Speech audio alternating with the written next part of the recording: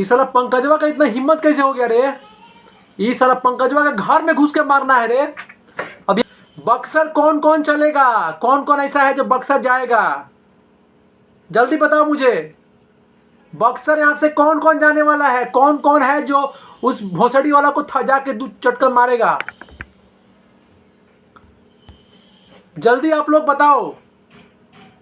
ये भोसड़ी वाला अपने आप को सोच कर रखा है, ये पंकजवा बेटी चोत क्या सोच कर रखा है अपना?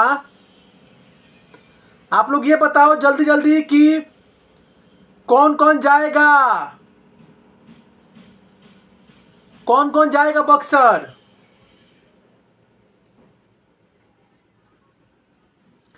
ये बक्सर कौन कौन जाने वाला है यहां से बताओ जल्दी। ये बेटी चोत पंकज का हिम्मत कैसे हो गया इतना? इस साला मादर चोत पंकजवा का हिम्मत कैसे हो गया इतना?